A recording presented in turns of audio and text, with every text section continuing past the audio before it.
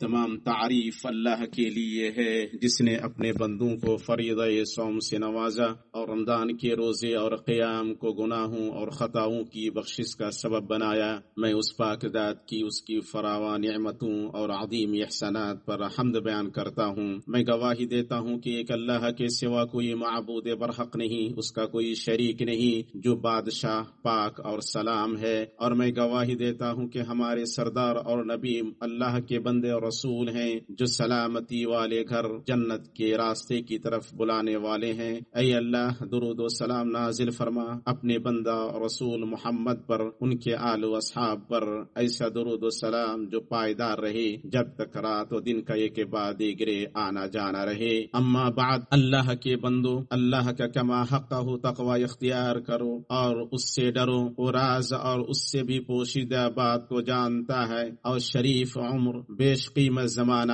اور بیش بہا وقت کو ہر فضول چیز میں برباد کرنے سے بچو، کیونکہ وہ رائے گاہ چلی جائے گی۔ اسے ہر نفع بخش چیز میں صرف کرو کہ وہ زمین میں ٹھہرنے والی ہے، اس سے تمہارا اجر بڑھے گا، تمہارا ذکر بلند ہوگا اور تمہارے گناہ معاف ہوں گے۔ مسلمانوں، زندگی کے کھیل کود اور فضولیات کے درمیان، زندگی کے مسائل اور واقعات میں، اور زندگی کی کشمکش کی بھٹی اور اس کی آرزوؤں کی تپش میں، انسان یہ محسوس کرتا ہے کہ اسے ایسی پناہ گاہوں کی ضرورت ہے جن کا وہ سہارا لے اور جن کے سائے میں وہ سستا لے، یہاں تک کہ وہ عزم و ارادے کی تجدید کرنے، عزائم کو مہمیز دینے اور ارادے کو مضبوط بنانے کے لیے تیاری کر سکی اور اس کے اسباب اپنا سکی، تاکہ توفیق سے بھرپور بہرہ مند اور ٹھوکر سے محفوظ ہو کر راہ پر گامزن ہو۔ اللہ تعالی کی فراوان نعمتوں، وافر احسانات اور عظیم نوازشوں میں سے یہ ہے کہ اس نے امت کے لیے ایسے اوقات مقرر کیے ہیں جو اپنے نظیر اور ہم مثل اوقات پر فائق اور بلند ہیں، اور اپنے بندوں کے لیے عمر کے ایسے مواقع، خیر کے ایسے موسم اور نیکی کے ایسے میدان مہیا کیے ہیں جن سے وہ مراد کو پا سکتے ہیں، مقصد تک پہنچ سکتے ہیں اور امیدوں کو حاصل کر سکتے ہیں۔ ان مواقع اور موسموں میں سر فہرست یہ مبارک مہینہ رمضان ہے، جو مہینوں کا سردار ہے، جسے اس ہدایت و نور اور دلوں کی بیماریوں کی شفا قرآن عظیم اور ذکر حکیم کے نزول کے لیے مختص کیا ہے۔ ماہ رمضان جس میں قرآن کو نازل کیا گیا ہے، جو لوگوں کے لیے ہدایت اور حق و باطل کے درمیان فرقان ہے۔ اللہ کے بندو، جب قوت مسلمان کی ضرورت اور اس کا ایسا توشہ ہے جس سے وہ بے نیاز نہیں، اور اس کا ایسا سرمایہ ہے جس سے اس کو چھٹکارا نہیں، کیونکہ وہ حق کی مددگار، اقتدار کی راہ، کامیابی کا راستہ، اللہ کی خوشنودی کا دروازہ اور اس کی محبت کا سبب ہے، جیسا کہ اس کی خبر رسول اللہ صلی اللہ علیہ وسلم نے اس حدیث میں دی ہے جسے امام مسلم نے اپنی صحیح میں ابو ہریرہ رضی اللہ تعالی عنہ سے روایت کیا ہے کہ رسول اللہ صلی اللہ علیہ وسلم نے فرمایا، طاقتور مومن اللہ کے نزدیک کمزور مومن سے زیادہ بہتر اور محبوب ہے، اور ہر ایک میں خیر ہے۔ تو اس مبارک مہینے میں روزے کا موقع روزے دار مسلمان کے دل میں ارادے کو مضبوط کرنے کے لیے ایک کشادہ اور وسیع میدان ہے، کیونکہ دن میں کھانے پینے اور باقی روزہ توڑنے والی چیزوں سے رکا رہنا، انسان جن مرغوبات کا عادی ہے ان سے محرومی کی کرواہٹ پر صبر کرنا، اور اسی طرح قیام سے رات کو زندہ رکھنا اور اس کی تھکاوٹ پر صبر کرنا، اس سب کا تقاضا ہے کہ مسلمان کے دل میں ہر کمزوری کے احساس اور دن میں ممنوع حرام کی ہر خواہش سے مقابلہ کا احساس پیدا ہو۔ شاہ بہکانے والی چیزوں کی جتنی کثرت ہو اور شہوتیں جتنی سستی ہوں، جب روزے دار امتحان پاس کر لے گا اور تقوی کا توشہ حاصل کرنے میں کامیاب ہوگا تو یہ اس کی مزاحمت کو جاری رکھنے میں مددگار ہوگا اور حرام شہوتوں کا مقابلہ کرنے اور چیلنجوں کے سامنے ڈٹے رہنے میں اس کے ارادے کو مضبوط کرے گا، کیونکہ ہر وہ حالت جس میں وہ وقتی جوش یا زبردست خواہش یا بڑی بلا کا سامنا کرتا ہے، وہ حقیقت میں اس کے ارادے کا بار بار ہونے والا امتحان ہے، جس میں اس تقوی کا فائدہ دو چند ہو جاتا ہے جو روزے سے حاصل ہوا ہے۔ اس لیے روزہ طرز عمل کی اصلاح، منہج کی تصحیح اور روش میں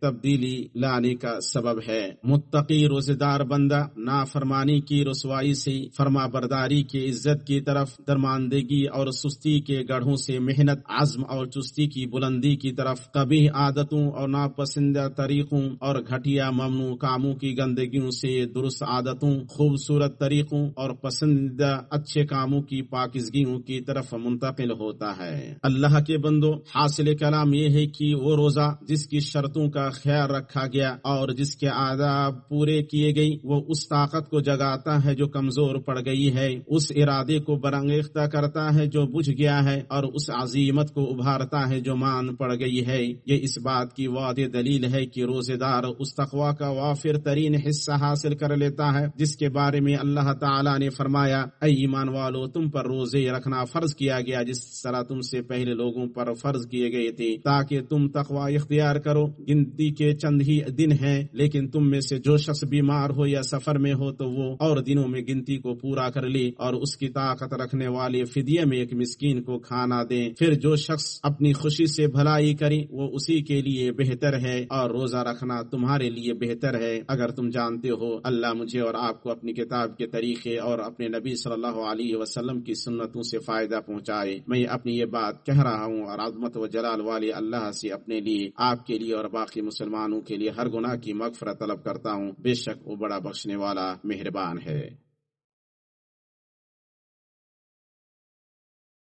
ہر طرح کی تعریف اللہ کے لیے ہے جس نے رمضان کو سال کے مہینوں پر فضیلت دی۔ میں اس پاک ذات کی حمد کرتا ہوں، اس نے روزے کو اسلام کا ایک رکن قرار دیا ہے۔ میں گواہی دیتا ہوں کہ ایک اللہ کے سوا کوئی معبود برحق نہیں، اس کا کوئی شریک نہیں، اور میں گواہی دیتا ہوں کہ ہمارے سردار اور نبی محمد اللہ کے بندے اور رسول ہیں، جو نماز پڑھنے والوں، روزہ رکھنے والوں اور قیام کرنے والوں میں سب سے بہتر ہیں۔ اے اللہ، تو درود و سلام نازل فرما اپنے بندہ رسول محمد پر، ان کے آل و اصحاب پر جو نیک اور نشان راہ پیشوا ہیں، اور ان لوگوں پر جو تا قیامت اچھی طرح ان کی پیروی کریں۔ اما بعد، اللہ کے بندو، صحیح سنت میں رسول اللہ صلی اللہ علیہ وسلم سے ثابت ہے کہ اس مبارک مہینے میں عمرہ حج کے برابر ہے۔ امام بخاری و مسلم نے اپنی اپنی صحیح میں، ابو داؤد اور ابن ماجہ نے اپنی اپنی سنن میں، اور احمد نے اپنی مسند میں ابن عباس رضی اللہ تعالی عنہما سے روایت کیا ہے کہ رسول اللہ صلی اللہ علیہ وسلم نے انصار کی ایک عورت سے فرمایا، ہمارے ساتھ حج کرنے سے تجھے کس چیز نے روکا؟ اس عورت نے عرض کیا کہ ہمارے پاس ایک آبکش اونٹ تھا جس پر ابو فلاں اور اس کا بیٹا سوار ہو کر چلے گئے ہیں۔ اس نے اپنے شوہر اور بیٹے کی طرف اشارہ کیا۔ ایک دوسرا اونٹ چھوڑ گئے ہیں جس پر ہم پانی لاتے ہیں۔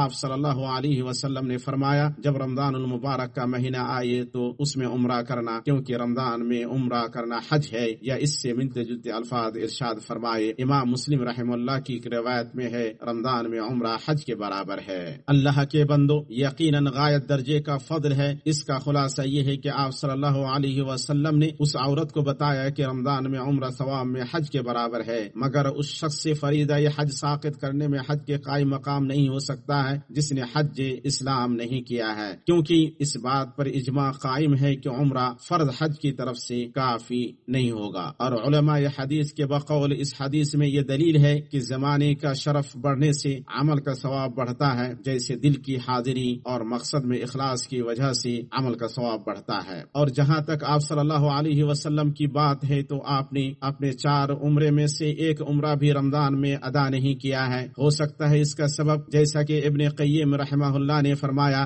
یہ ہو کہ آپ صلی اللہ علیہ وسلم رمضان میں ایسی عبادت میں مصروف ہوتے جو عمرے سے اہم ہے، اور آپ کو اپنی امت پر مشقت کا ڈر تھا کہ اگر آپ عمرہ کرتے تو وہ بھی اس کی طرف سبقت کرتے، باوجود اس کے کہ روزے کے ساتھ عمرہ کرنے میں ان پر مشقت ہوتی، اور آپ صلی اللہ علیہ وسلم کوئی عمل پسند کرنے کے باوجود اس خدشے سے چھوڑ دیتے کہ کہیں آپ کی امت پر فرض کر دیا جائے اور امت کو مشقت لاحق ہو۔ ابن قیم رحم اللہ کی بات ختم ہوئی۔ سنو، یہ اجر اور بڑا ثواب انشاءاللہ اس شخص کو حاصل ہوگا جو رمضان میں ایک عمرہ کرے، مگر بہت سے لوگ غلطی کرتے ہیں کہ وہ اس مہینے کے اندر یہ عمرہ بار بار کرتے ہیں۔ وہ ہر 10 دن میں یا ہر ہفتہ یا ہر 3 دن میں ایک عمرہ کر لیتے ہیں۔ اس طرح وہ اپنے نفس پر بھاری مشقت لاد لیتے ہیں اور خود کو پریشانی میں ڈالتے ہیں۔ معاملہ اس وقت مزید خراب ہو جاتا ہے جب یہ ان کے بھائیوں کے لیے تنگی یا تکلیف کا سبب ہوتا ہے، خصوصاً زیادہ بھیڑ اور لوگوں کے ہجوم کے وقت۔ اللہ کے بندو، اللہ کا تقوی اختیار کریں اور خیر کے مہینے میں خیر کے مواقع کو غنیمت جانیں، اس میں اللہ کے لیے اخلاص برتیں اور رسول اللہ صلی اللہ علیہ وسلم کی پیروی کریں۔ آپ ہمیشہ یاد رکھیں کہ اللہ تعالی نے آپ کو اللہ کی سب سے بہتر مخلوق محمد بن عبداللہ پر درود و سلام بھیجنے کا حکم دیا ہے۔ چنانچہ اللہ تعالی نے اپنی کتاب میں فرمایا، اللہ اور اس کے فرشتے اس نبی پر درود بھیجتے ہیں، اے ایمان والو تم بھی ان پر درود بھیجو اور خوب سلام بھی پڑھتے رہا کرو۔ اے اللہ تو درود نازل فرما محمد پر اور آل محمد پر، جیسے کہ تو نے درود نازل فرمایا جہنم ابراہیم آل ابراہیم پر۔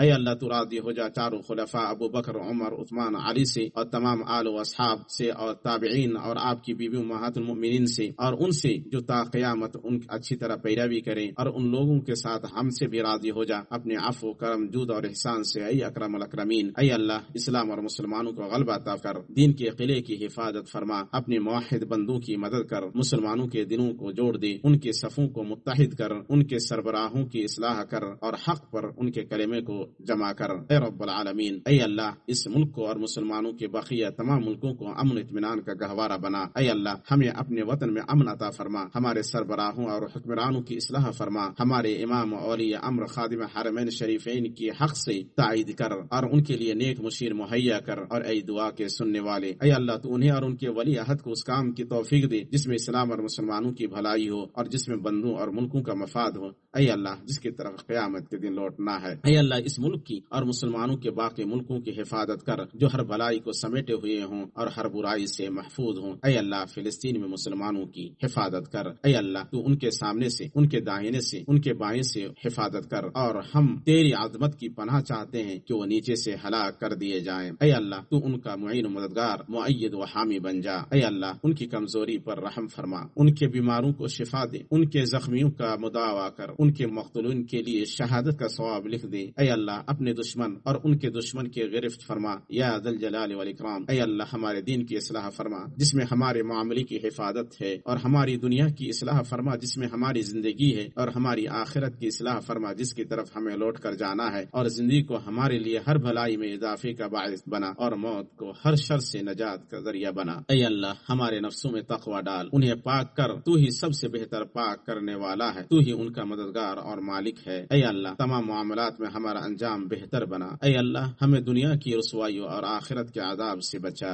اے اللہ ہم تیری نعمت کے ختم ہونے، تیری عافیت کے بدلنے، ایک لخت تیرے عذاب کے آنے اور تیری ہر ناراضگی سے پناہ چاہتے ہیں۔ اے اللہ ہم تجھ سے بھلائیاں کرنے، برائیاں چھوڑنے اور مساکین سے پیار کرنے کا سوال کرتے ہیں، اور سوال کرتے ہیں کہ تو ہمیں بخش دے، ہم پر رحم کر، اور اگر اپنے بندوں کے لیے فتنہ چاہے تو فتنے میں مبتلا کیے بغیر ہمیں اپنے پاس بلا لے۔ اے اللہ تو جس طرح چاہے ہماری طرف سے اپنے اور ہمارے دشمنوں سے نمٹ۔ اے رب العالمین، اے اللہ ہم تجھے تیرے اور اپنے دشمنوں کے مقابلے میں کرتے ہیں اور ان کی برائیوں سے تیری پناہ میں آتے ہیں۔ اے اللہ ہمارے مریضوں کو شفا دے، ہمارے مردوں پر رحم فرما، ان چیزوں میں ہمیں ہماری ان آرزوؤں تک پہنچا جو تیری مرضی کے مطابق ہوں، باقی رہنے والے نیک اعمال پر ہمارے اعمال کا خاتمہ کر۔ اے اللہ تو ہم سے ہمارا روزہ، ہمارا قیام اور ہماری دعا قبول فرما، ہمیں نیک کاموں کی توفیق دے، ہمیں کامیاب لوگوں میں کر۔ اے ہمارے رب ہمیں دنیا میں نیکی دے اور آخرت میں بھی بھلائی عطا فرما، اور ہمیں عذاب جہنم سے نجات دے۔ اے اللہ درود و سلام نازل فرما اپنے بندہ رسول محمد پر اور ان کے تمام آل و اصحاب پر۔